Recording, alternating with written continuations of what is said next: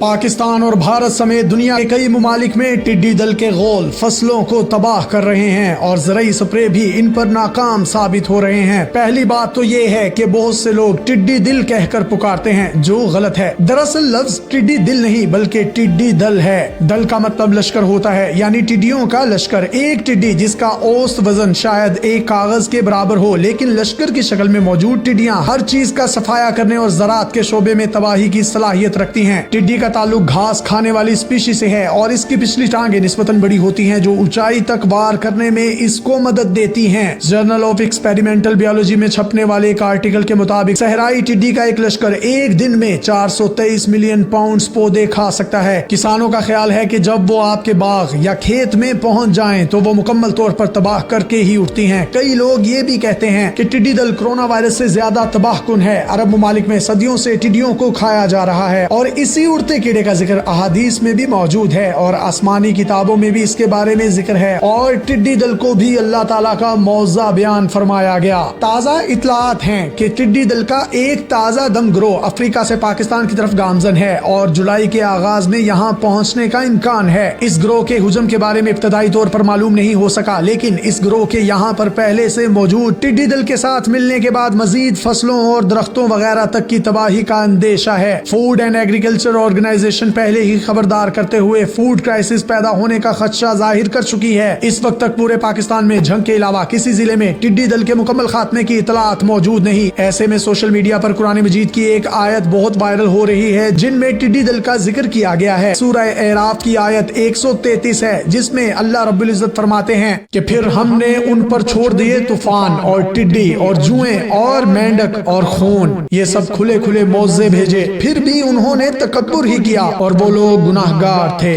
यहाँ हम अपने नाजरीन को ये बता दें कि सूरह एराफ में फिरौन पर अजाब का तज़किरा किया गया है। मज़कूरा सूरत की 133वीं आयत की तफसीर में मौलाना शब्बीर अहमद उस्मानी ने अपनी तफसीर उस्मानी में ये रिवायत नकल की है। हजरत सईद बिन जुबैर से मनकूल है कि जब फिरौन ने मूसा अलैहिस्सलाम के इस मुतालबे, जिसमें उन्होंने बनी इसराइल की आज़ादी का कहा था, कबूल न किया तो हक ताला ने बारिश का तूफान भेजा, जिससे खेतों की तबाही का अंदेशा पैदा हो गया। आखिर उन्होंने घबरा कर मूसा अलैहिस्सलाम से दरखास्त की कि तुम अपने खुदा से कहकर ये तूफान दूर करवा दो, तो हम बनी इसराइल को आजादी देकर तुम्हारे साथ रवाना कर देंगे। मूसा अलैहिस्सलाम की दुआ से बारिश बंद हो गई और बजाय नुकसान के पैदावार बहुत कसरत से हुई। फिरौन के लोग अजाब से बेफिक्र होकर अपने अहद पर कायम न रहे। तब अल्लाह ताला ने तैयार खेतों पर टिड्डी दल भेज दिया, जिसे देखकर फिरौन की कौम फिर घबराई कि ये नई आफत कहाँ से आ गई। फिर मूसा अलैहिस्सलाम से दरखास्त की और पुख्ता वादे किए कि अगर ये अजाब टल गया तो हम जरूर बनी इसराइल को आजाद कर देंगे। जब ये अजाब भी उठा लिया गया तो फिर मुतमईन हो गए और सब वादे फरामोश कर दिए। आखिर जिस वक्त गल्ला उठाकर मकानों में भर लिया तो खुदा के हुक्म से गल्ले में घुन लग गया। फिर मूसा अलैहिस्सलाम से दुआ करवाई और बड़े पक्के अहदो पिमा किए, लेकिन जहाँ वो हालत खत्म हुई, बदस्तूर साबिक सरकशी और बदअहदी करने लगे, तो खुदा ने उनका खाना और पीना बेलुत्फ कर दिया। मेंढक इस कदर पैदा कर दिए गए कि हर खाने और बर्तन में मेंढक नजर आता था। जब बोलने या खाने के लिए मुंह खोलते, मेंढक छलांग लगाकर मुंह में पहुंच जाता था। और वैसे भी इस जानवर की कसरत ने रहना मुश्किल कर दिया। इधर पीने के लिए जो पानी लेना चाहते थे, वही खुदा के हुक्म से बर्तन में पहुंचकर खून बन जाता था। गर्ज खाने पीने तक से आजिज हो रहे थे, लेकिन इस पर भी उनकी शेखी बरकरार थी। बाइबल में भी टिड्डी दल के मुतल्लिक ऐसी ही आयत मौजूद हैं और वो भी सोशल मीडिया पर पोस्ट की जा रही हैं। ऐसी ही बाइबल की एक आयत में फरमाया गया है कि जब कभी मैं बारिश रोक लेता हूँ और टिड्डी दल को भेजता हूँ जो फसलें खा जाती है और लोगों पर वबाएं मुसल्लत करता हूँ, कि आया वो मुझसे दुआ मांगते हैं और अपने गुनाहों पर पछताते हैं, बदी से मुंह मोड़ लेते हैं, फिर मैं जंग में उनकी आवाज सुनता हूँ, उनके गुनाह माफ कर देता हूँ और उनकी जमीनों को दोबारा जरखेज बना देता हूँ। गल्फ न्यूज के मुताबिक जब टिड्डियां इकट्ठी होती हैं तो उनके जिस्म में एक हार्मोन सेरोटोनिन रिलीज होता है, जिससे उनके रवैयों में कई तब्दीलियां आ जाती हैं, जैसे कि उन्हें बहुत ज्यादा भूख लग जाती है, वो ज्यादा समाजी बन बन जाती हैं और एक दूसरे के साथ रहना चाहती हैं। हरकत में ज्यादा तेज हो जाती हैं। झुंड की शक्ल में रहते हुए टिड्डियों के दरमियान आबादी में इजाफे का सबब बनने वाले ताल्लुकात भी कायम होते हैं और नमी वाली मिट्टी रिप्रोडक्शन के लिए उनकी पसंदीदा जगह है। वो यहाँ अंडे देती हैं और चंद हफ्तों में ही उन अंडों से बच्चे निकल आते हैं जो नया लश्कर बनकर हिजरत शुरू कर देता है। कई मुमालिक का सफर करते वक्फे वक्फे से फसलें खाने के लिए रुकते हुए ये बचपने से बलूगत का सफर तय करते हैं और फिर खुद अंडे देने के काबिल हो जाते हैं। इसके लिए माहिरीन ये भी तजवीज देते हैं कि जहाँ पर टिड्डियों के गोल हों वहाँ पर ढलवान की तरह गड्ढे बनाएं ताकि टिड्डी के अंडे इसमें गिर जाएं और फिर टिड्डी के जाने के बाद इन गढ़ों को मिट्टी से भर दें ताकि मजीद पैदाइश ना हो। सोशल मीडिया पर सारिफीन कुरान मजीद और बाइबल की आयात पोस्ट कर रहे हैं। इससे निजात अल्लाह के सामने गिड़गिड़ाने और अपने गुनाहों से माफी मांगने की सूरत में ही मिल सकती है। यकीनन इसमें कोई शक नहीं कि इंसान को माफी उसी जात से ही मिल सकती है और किसी को इनकार नहीं।